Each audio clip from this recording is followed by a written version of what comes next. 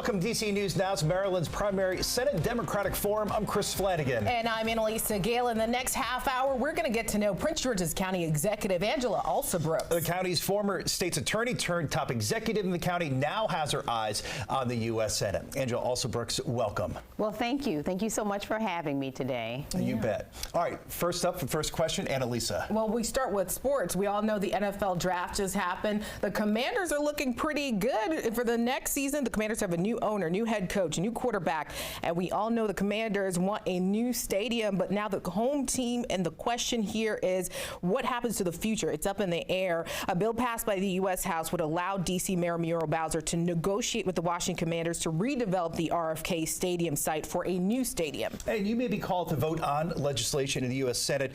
You support the Commanders, of course, staying in Maryland, but Mayor Muriel Bowser, she wants the team to move back to Washington, D.C. So would you vote no on this legislation to prevent that?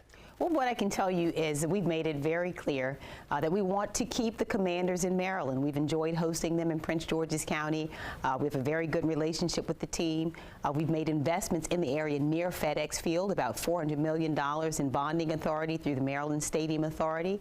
You've probably heard Governor Wes Moore also express his support for the team and the fact that the state would also be very supportive of us making the decisions that are necessary to make it attractive for the Commanders to stay there.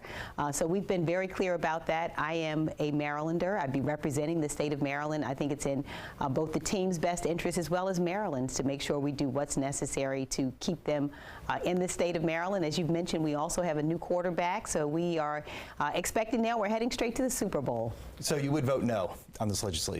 Well, I'd have to see the legislation. I don't know. I'd have to first see the legislation. But what I can tell you is that I'd be representing the best interest of Maryland and the team. And I think that, I'd see what the legislation was, but I would certainly be voting in a way that would make it possible for the Commanders to stay in Maryland.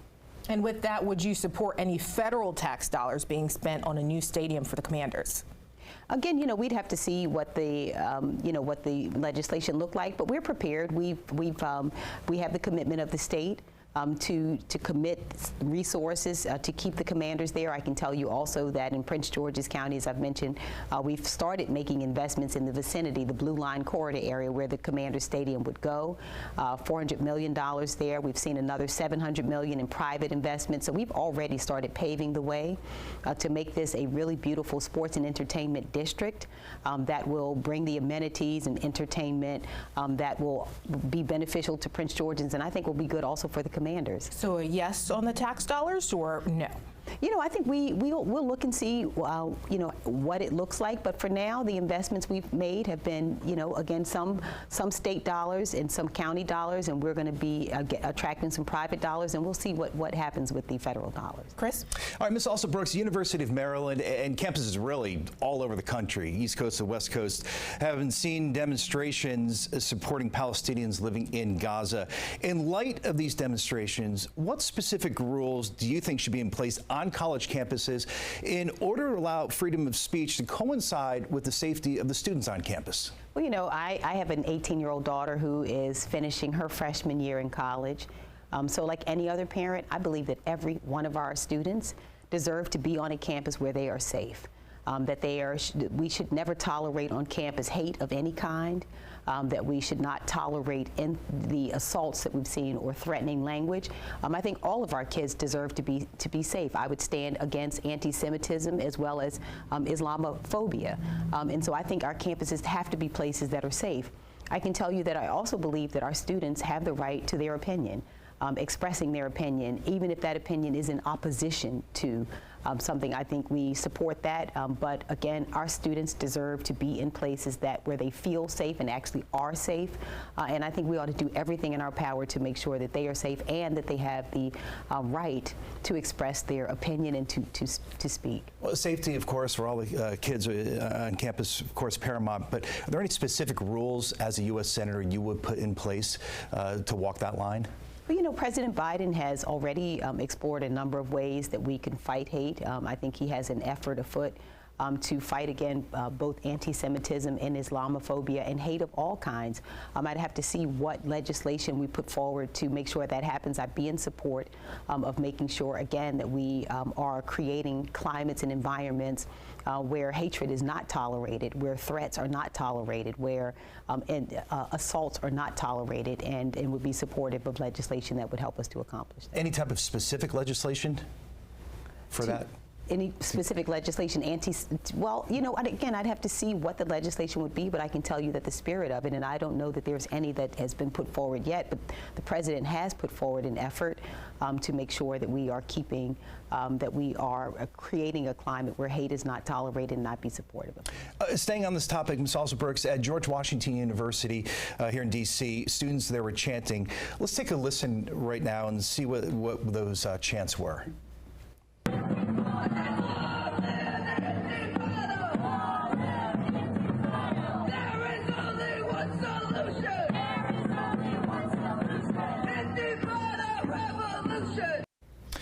Again, that was at George Washington University just in the last few days. Does this cross the line of freedom of speech?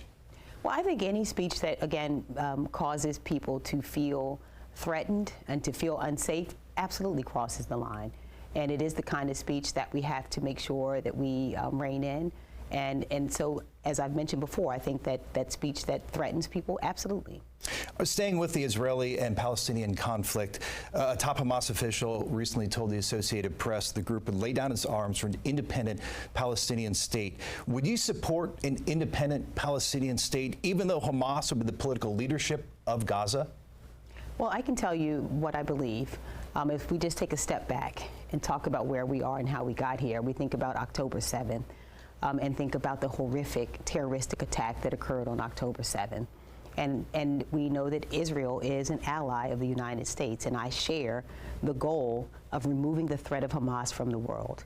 I think where we are next is that we have to return hostages to their families and go to an immediate ceasefire. And I think it is the role of the United States and every other nation around the world to make sure that we are doing everything in our power to get the humanitarian aid that is necessary into Gaza, that we are stopping the humanitarian crisis that is developing, the starvation, the sickness and illness, and that we are stopping the killing of innocent civilians. From there, what I support, and I think this is getting to your question, is a two-state solution. And that two-state solution is that we should have peace and security for Israelis and peace, security, and self-determination for the Palestinians in Gaza, 2 states for 2 people. Do you think they should remove Hamas? Would you be in favor of removing Hamas? I think that's everybody's goal, is to remove the threat of Hamas. I think that they're a terroristic organization, and I think obviously removing Hamas, sure, is the goal, and I support that goal. Annalisa? Well, you've spoken a lot about your endorsements. In fact, 5 of 8 members of Maryland's congressional leadership are actually endorsing you, including Governor Wes Moore. But why would your successor, Prince George's County State's Attorney Aisha Braveboy, and other council members, including Ed Burrows, endorse your opponent? In fact, Ed Burrows had this to say in a recent ad. He said, quote, the U.S. Senate is not a place for training wheels. What did you think about that? Can you explain why the people closest to you are supporting your opponent? Well, let me just say, first of all, how proud I am to have such a broad coalition of support. That support includes over 170 leaders from across the state who have opted to support my candidacy. That includes people, as you've mentioned, like Governor Moore, Congressman Mfume, Congressman Raskin, Senator Van Hollen, and leaders from across the state. And in Prince George's County, where I am supported by over 40 elected officials. And so it is really a real privilege to have the support of people with whom I have worked over the years. And in the case of statewide, our federal delegation, the people who have worked with both me and my opponent, again, almost our entire federal delegation, the people who work every day with Congressman Trone are the people who have opted to support me: Mfume, Ivey, Sarbanes, Raskin, Senator Van Hollen. These are the people, Hoyer, who have supported me, and I'm really, really proud of that. And I think it would be short-sighted, to be honest with you, for me to focus on the lack of support by 4 or 5 people when I have the support of over 170 elected and leaders across the state, including in Prince George's County, where the chair of the county council, the chair of our Senate delegation, the chair of the House delegation are all people who are supporting me. But what would you say to voters who are concerned that some of the people closest to you, not 100%, are supporting your opponent? Nobody has 100% of anyone's support. You know, again, I've mentioned, you know, that my opponent certainly doesn't have 100% of the support. I think I have the vast majority of the state, and that includes, and you know, and that's the reason that I was endorsed by the Washington Post, who also noted that I am a leader in many areas, including public safety, economic growth. So these are areas, and so I was strongly endorsed by the Washington Post in Citizens United to get big money out of politics. I've been endorsed by Reproductive Freedom for All, who support me because of my positions on pro-choice positions. And so it is, you know, but I'm really proud that this coalition of support that I have has grown all across the state, including the vast majority, a large, overwhelming majority in Prince George's County, with whom I have worked for many years. Thank you, Ms. Alsobrooks. Chris? In 2023, Maryland rent prices rose 17.6%, the second largest in the country, that according to a study from HUD. In Prince George's County, there's a temporary 3% cap, which expires in the fall. In Montgomery County, the county passed a permanent 6% cap on rent. They did that last July. Do you think it's time to consider a look at a national price cap on rent? Well, let me tell you what I do know. It is that we have seen across our state and across the country a real concern about housing affordability. This issue is one that affects people from every walk of life. I've talked, for example, recently to our college students who have said to me that they are most concerned about their ability to afford housing. You know, when my parents married, they were 21 and 22. They could buy a home a few years after marriage. That's no longer the case. And so there is this extreme concern around housing affordability. It is something that I have focused on as county executive, preserving affordability. And, you know, it's the reason we've preserved workforce housing, about 5,000 units. You're talking about rent. This is the county council in the county put in a piece of legislation that allowed a work group to form. This work group study, they capped it at a certain percentage, and they have extended that now for 6 months. Right. So do you think it's time for a national cap on rent across the board? I think that, you know, we're going to have to look at ways, at solutions to make housing more affordable. I'm not sure that the cap is the best way to do that. I think what we have to do is to first make sure we are developing more and more units of housing, and I think we have to do things like make sure that we have the kind of equity that allows people to get the lending they need to afford housing. We have to bring down the cost of housing and make sure we have mixed income housing across communities. I think we go to those things. I don't know that the capping of rent per se, just with a broad stroke, I think it's more complex than that. I think we have to look at the conditions that create the housing challenge and go to those things. It's not, there's more than one solution is what I'm telling you. And so I'd be working to make sure that there's a comprehensive look at the ways that we can make housing more affordable for more families. It's not just housing. Another pain point, a very big pain point, is for food.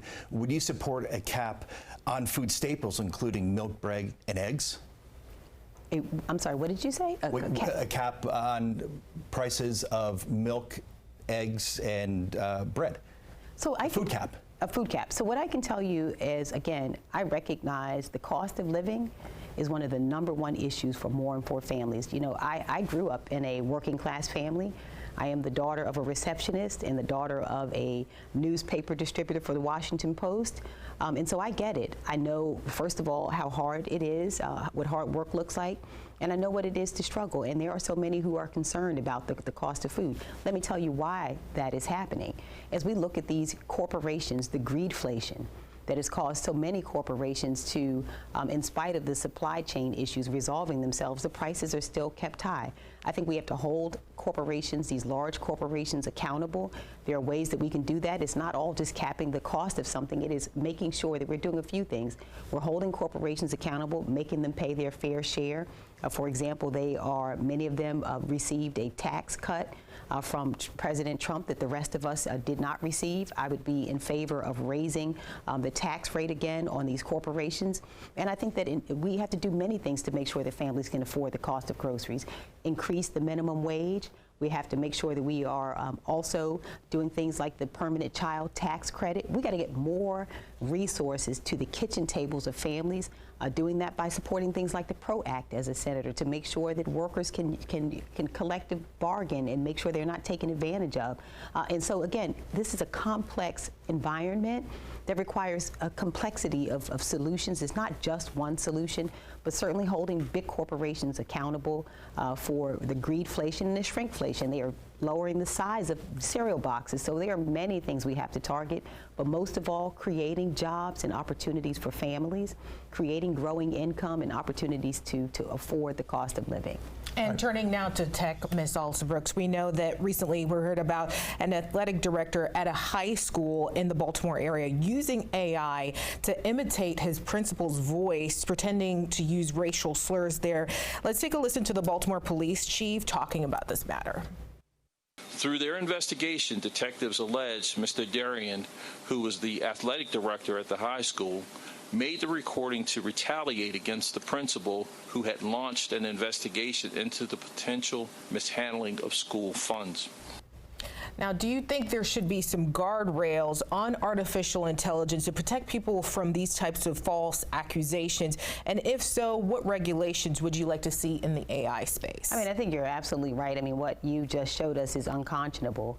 It really is unconscionable that someone would misuse technology in that way, in a way that would ruin a person's reputation and livelihood. I think so this shows us once again the need to have the guardrails and the security in place to make sure that as technology continues to grow, because it will. We have AI, we have so many other forms of technology that are growing, and making sure that we have the proper guardrails in place and have the proper security measures in place. And so what legislation we put in place, but I'd certainly be in favor of making sure that we are working to make sure that as AI and other things are growing, that it's safe. Any specific legislation you may propose that may put some protections in place for people as it rapidly grows? I think that the legislation, again, the goal of the legislation is going to have to be to make sure, again, that we are creating the kinds of security measures to make sure that not only is AI safe, but that we are holding people accountable who misuse it, that we have the kind of laws in place that allow us to rapidly prosecute people who misuse AI, that we have the ways to detect it. And these are all of the kinds of specific things I'd be working to make sure are included in legislation. Chris. Ms. Alsobrooks, many federal lawmakers have called for adding justices to the Supreme Court to make the court more bipartisan. Do you think we should increase the size of the Supreme Court? I mean, I think the Supreme Court, let's just talk about, first of all, the environment we're in. It could not be, this election is so significant. It is significant because we face the risk of growing a majority by the Republican Party, who would be appointing the kinds of judges that we don't want to see, the ones who are not pro-choice, who really oppose a lot of the things that Marylanders support. To do that, I think we're going to have to reform the Supreme Court. Whether that means increasing the number of justices or having the ethics reforms that are necessary, I think it is going to be most important, and I would absolutely support the reforms to the Supreme Court. We may also look at term limits. These are some of the things that I support because I believe that the Supreme Court has become an activist body in ways that are not helpful to us, and so yes.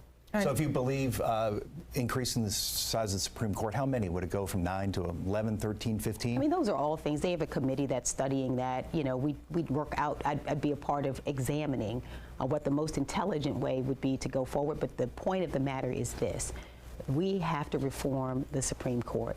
Whether, again, it is increasing the number of justices, term limits, whether in the ethics reforms, those are all things I'd be looking at as a senator and making sure that we address this Supreme Court, that the public has lost largely lost confidence in, that we believe their decisions have become political. And so I'd be working to address those things. We have a few more questions. So just turning now, you spoke of term limits and turning to the presidential campaign trail. The likely Democratic nominee for president is President Joe Biden. He's 81 years old, and the likely Republican nominee, former President Donald Trump, who is 77 years old. Their age has raised some concerns this election cycle about their ability to fulfill their presidential duties. Our question to you is, should there be an age limit to run for president? Well, you know, what I'd say, first of all, I think Joe Biden has done a wonderful job as president. I think he has been a really exemplary leader. I think that he's done a wonderful job in under very tough circumstances. He's helped to rebuild the economy. He's made record investments in climate action. I think that he has done the bipartisan infrastructure bill. I think he's really done a really great job. I think the voters, what I'd say is this, I think the voters decide what the, whether they, you get to make those decisions at the ballot box, where voters get to decide who their leaders are. They get to decide that in primary elections, they get to decide that in the general election. Now, I'm not opposed to looking at term limits for many offices. So that, to answer your question, I'm not opposed at all to looking at term limits. I think that that's something that should be looked at. But if you ask me, I think President Biden has done an excellent job. And again, I think the voters have the opportunity every 4 years to decide who will be their leaders, what their age will be, and many other things. Chris? There was controversy after a pride flag was raised for the first time without a ceremony outside the Prince George's County Administration Building last year. It happened right after you launched your campaign for Senate. There was a lot of reaction, including from District 6 Council Member Kristen Oriata. Let's take a listen. It's made it seem like it's something shameful that has to be done in the dark, that cannot have ceremony. And as an openly member of the LGBTQ plus community, I would hope that our allies could do better. So around the same time, you appointed the county's first LGBTQ plus liaison. From an optics standpoint, the timing of both seemed convenient for running for the U.S. Senate. Can you expand on that? And yeah. Well, let's talk about what the facts are. The facts are, I'm the first county executive in the history of our county to have ever raised a pride flag, and I'm very, very proud of that. I am likewise the first and only county executive to have appointed an LGBTQ liaison. We have also a really robust advisory council. And so we are moving forward in new ways to make sure that our government and our county is more and more inclusive. And so I'm very proud of the work that we've done, and we have much more work to do. I know how important it is to you and the work you've done, but why didn't you do it in your first term? Why did it take 5 years? In our first term, we did do this in our, well, what I'm telling you is this. Because it was last spring. I am the first county executive to raise an LGBTQ flag over the county administration building, and I am very proud to have done that. And to have done many other things to be inclusive, including the first of its kind Office of Multicultural Affairs. We have the first ever Office for Returning Citizens. We have also hired for the very first time individuals with developmental disabilities. So we have just really opened up the government in ways that I think are really, really positive, that are reflective of the value that we place on the people in our county. And I will continue to do things to place value on every member of our community. I've done it as county executive, and I will do so also as a senator. Annalisa? Yeah, we have a few minutes here. The FBI headquarters will soon be calling Maryland home. It has been a long battle, as you know, between Virginia and Maryland. With that, the Inspector General for the General Services Administration announcing in November that the office will review the decision to relocate the FBI headquarters. What will you do to guarantee now that the new FBI headquarters continues to be earmarked for Greenbelt, Maryland in Prince George's County? So I was definitely proud to have worked with Congressman Hoyer and others to bring back the National FBI headquarters to Maryland. This was a huge accomplishment. It's one that will bring about 7,500 jobs. We know that it will also attract to us cybersecurity and technology and help us really to fulfill the goal of growing the economy both in Prince George's County and in the state of Maryland. I was proud to be a part of the team that made the pitch to GSA to do that. And I will continue to advocate that we bring those important federal resources to the state of Maryland.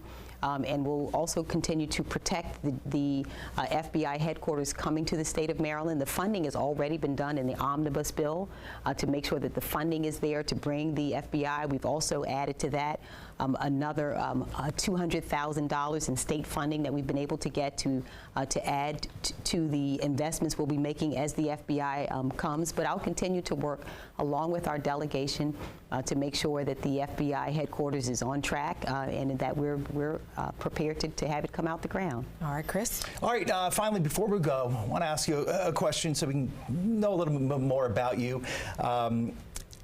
We start with football, we'll end with football. If the Baltimore Ravens and Washington Commanders luckily end up in the Super Bowl next February together, do you wear purple? Do you wear burgundy? Oh my goodness, you know what a wonderful problem that is. So you reinforce an idea that I agree with, is that we should have both the Commanders and the Ravens stay in Maryland, that we're proud to host both teams. And you know what, I think if we find ourselves in a situation, the lucky position of having both the Ravens and the Commanders, then I think I'd likely wear a Commanders jersey and a Ravens hat.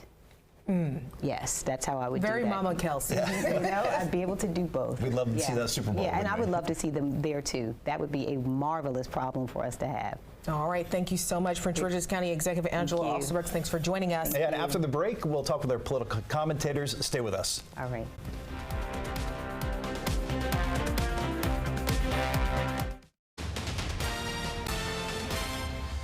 Welcome back to DC News Now's Maryland Primary Senate Democratic Forum. I'm Annalisa Gale. Hi, everybody. I'm Chris Flanagan. Now, we did offer Congressman David Trone an opportunity to participate in the forum, but he declined. Let's now head over to our political analyst. Joining us now is Troy Prestwood. He's a political consultant and also a commentator. Thanks for joining us. Thanks for having me. Also with us is Tyleek McMillan. He's a civil rights activist and also a movement strategist. Thanks for being here today. Oh, thank you for having me. All right, well, our first question to you all right now, what do you make of Trone not participating in this forum? Yeah, I think it was a missed opportunity for him to be able to make his case to voters. And I think, you know, it's such a special time as it relates to, we think about the Senate and over 700,000 Washingtonians whose voice is unheard in the Senate. And I think not only is his vote a vote for Marylanders, but it's also a vote for the 700,000 plus Washingtonians who don't have a voice in Congress and the Senate. And Troy, what's your reaction to Trone not participating? Yeah, I totally agree. I think anytime you're given a chance to talk to voters, you should take it. You know, I don't know if he didn't think that this was, you know, his territory or if it was going to be a friendly conversation, but at the end of the day, when you are given a chance to talk directly to voters, which he was given by this network, he should have taken it. So missed opportunity for sure. Maybe there's still time, I don't know, but he certainly missed up. He missed his opportunity on this one. And that's a red flag for that campaign. Chris? Yeah. So let's get back to Angela Alsobrooks. What grades would you guys give her from her forum today? I would give her about a B. I think, you know, I wish I would have heard a little bit more on her stances as it relates maybe on some DC statehood issues and some voting rights. She said that she was, you know, endorsed by the Washington Post on her issues against, you know, public safety. I would have loved to hear her stances on, you know, whether it's passing the George Floyd Justice and Policing Act or whether it's her stances on what she thought community safety looks like. I loved her to hear her stance on protecting the voices of young folks on campuses who are, you know, letting their voice heard using their First Amendment right. But you know, of course, you know, everything couldn't fit within it, but I think that she did pretty well. Yeah, Troy, what about you? What grade would you give her and why? Well, I'm going to give her a B plus. She missed several opportunities, though, to talk about what she would do in the Senate. She said that she would certainly support this, and it depends on what the legislation looks like, but she missed an opportunity to distance herself from her opponent to say, here is my proposal, here is my legislation to address the things that you asked her earlier. So for that reason, I can't give her a solid A, but B plus, I thought she had command of the issues. I thought she was certainly speaking to those undecided Maryland voters, and there are still a number of them, but she has a lot of work. Her campaign has a lot of work to do, and so to not have specific policies or legislation that she could have announced here in this program, that's a miss. Yeah. And real quick with the final question here, what are your thoughts on voters and leaders rather in her own county there not supporting her? What does that say to voters? Yeah, I think, it speaks volume for voters, for folks who work directly with her. But I think at the end of the day, everyone has their own agenda of what they believe is the right case at the ballot box. And I think voters will tell that when they go to vote. And I think it's critical that voters look at stances and really understand candidates, and tuning into things like this is important. But it all comes down to voters and what they believe in and what they would do come, in the ballot. Troy? Yeah, usually you would look at something like that and say, what's going on in Prince George's County, right? And I think that's a fair question that voters have to ask. But I do think there's some personality differences there among the leaders in the county and herself, and so that's what you're seeing playing out there. But she's right to say, I have 40 other people who do support me throughout the state of Maryland. And she has the Washington Post endorsement, like my friend here said. So the fact that she doesn't have a lot of support there, that's interesting. But overall, I think she has support, and she needs to tout that more. All right, Tyleek, Troy, thanks so much for joining us. Yeah, for more, you can hit our website, dcnewsnow.com. I'm Chris Flanagan. And I'm Annalisa Gale. Have a good night.